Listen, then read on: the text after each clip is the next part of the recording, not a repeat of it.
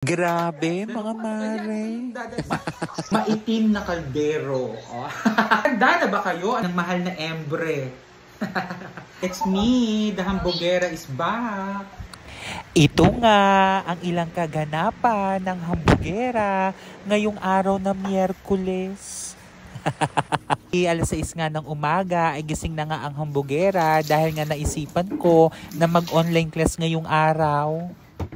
Niready ko na nga din itong laptop na aking gagamitin para ma-ready na din talaga yung Google Meet at ma-send ko yung link sa GC ng mga magulang pati na rin ng mga bata. At dahil online naman ay hindi ko na nga din tinanggal itong aking pantulog kaya naman ay sinusun ko na lang itong aking school uniform.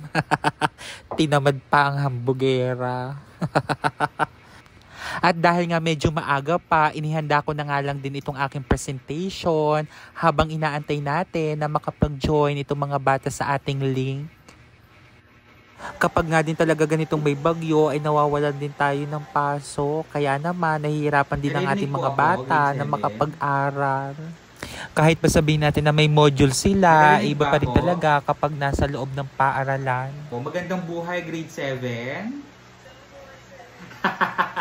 O diba, first time nating nag-online class. O diba, dahil pa nung pumasok sa school at mukhang nilimutan na natin ang mga lesson. O parang nasa classroom tayo, pa-on ng camera para naman makita ko kayo naman. Ilang araw na nga tayong hindi nagkikita O, batiin ang ating mga kaklase. O, good morning. O, good morning everyone. Magandang buhay. Mag-start ang ating lesson for today. Basic lang tong palaro na to. May prize. Merong 50 pesos sa GCash. Merienda nyo, di ba, pambaon nyo, bring me. Sabi na, ano kayong dadalhin? So, seller screen po tayo. Handa na ba kayo? Aba, syempre po. Bring me maitim na kaldero. Ayan! Meron na akong nakita. Ganito daw, paitiman daw po. Ponto. 1 point. Sayang ang 50 pesos na GCash. Pambaon nyo din to. Malay nyo may pasok na bukas. Okay, bring me school ID. Ayan! Meron na akong nakita. Si Darlie. Darlie, sino yung kasama mo para may katulo?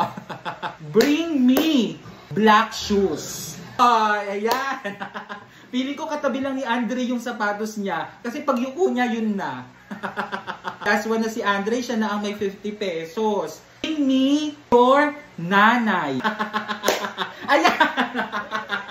Grabe, parang katabi. Nanay, pakita po kayo sa screen. Po kayo. 1, 2, 3, smile. Na pong nanalo. Thank you po sa mga nanay. Good morning po sa inyong lahat. Ayan. 50 pesos na pambaon. Walang iba kundi si Andre. Palakpakan nyo naman. Our discussion for today. Ikuha po ng inyong notebook sa science. C. How about the others? Ano sagot nyo? Letter C din ba? B. So, tama yung sagot. D. The tomatoes grow differently even if they were planted at the same time. Diba? Yun yung ating problem. Kita na dun sa ating scenario diba? Nagtataka yung nanay. Kasi naobserbahan niya na magkaiba yung paglaki ng tomatoes. Kahit na parehas naman yung kanyang process na ginagawa. Same yung dinidiligan, same amount ng fertilizer, but the question is, the problem, why did the tomatoes grow differently? Even if they were planted at the same time. Very good. At least, marunong na tayong mag-analyze ng scenario, ng problem. Okay, next question. Alam ko namang miss na miss yun ang mga kaklase nyo. Talagang gusto nyo na makipag-chikahan. Sige po, meron lang kayo 2 minutes para makipag-chikahan. Okay, once again, it's me, the Hambogera is back. Yung munggo ko tumubo na. Wow. Pwede na bang ulamin yung munggo? Pwede na ba natin igisa yan? Don't forget na magkumuha ng picture na picture nyo kasi yun yung ating data ninyo since day 1.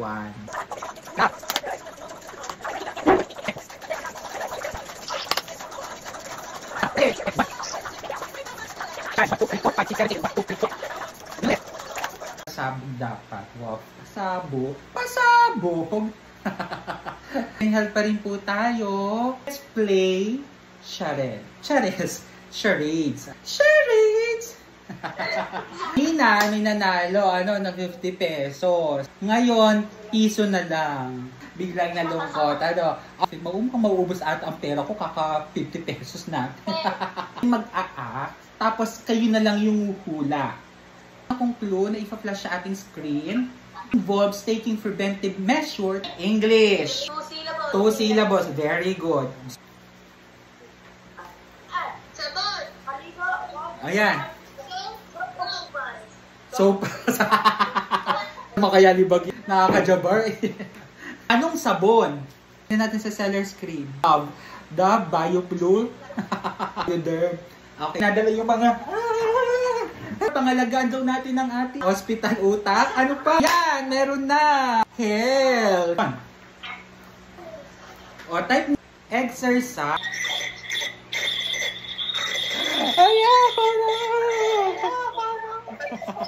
Sino yun? Paki-mute ng microphone. Yun na puro pang uhong ng uhong. Parang may nadaan pa na tricycle baga o ano. Yung iba kasi ang gamit yung account sa magulang nyo, kaya hindi ko naman kayo tanda pa sa dami ninyo Buhay, grade 8. Yan. So ready na ba yung mga Bible verse ninyo? Nire-recite lang po. Luke chapter 31 verse 1. Walang imposible sa Diyos. So baga nothing is impossible. Yan. Diba? Santiago chapter 1 verse 12. Mapalad ang taong natiling tapat sa kabila ng mga pagsubok. Chapter 11 verse 25. Ayan, alam niyo ba yan yung pinakang favorite Bible verse ko, Mark 11:24. Kasi sabi niya, whatever you ask prayer, believe that you have received it and it will be yours. Diba? Yun yung lagi kong pinangahawakan sa buhay ng Sir Ella, na kahit anong hingiin mo sa Lord, basta't maniwala ka, prayer mong yun, kung ikaw mismo, hindi ka nagsisikap, hindi mo ginagawa. Sabi nga, nasa tao ang gawa, nasa Diyos ang awa. Gawain ngayon sa ESP, ito po ang ating panuto.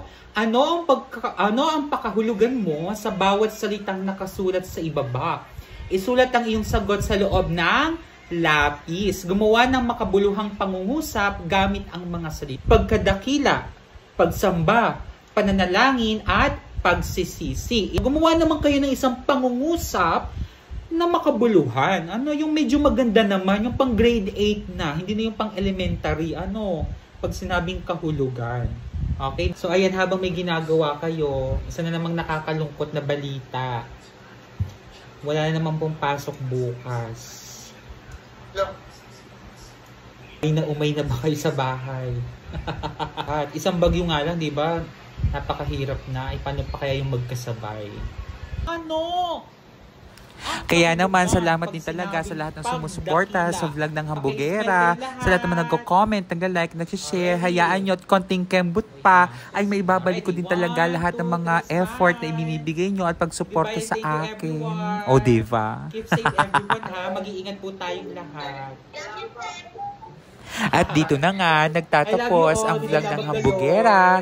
Just keep on watching. Bye!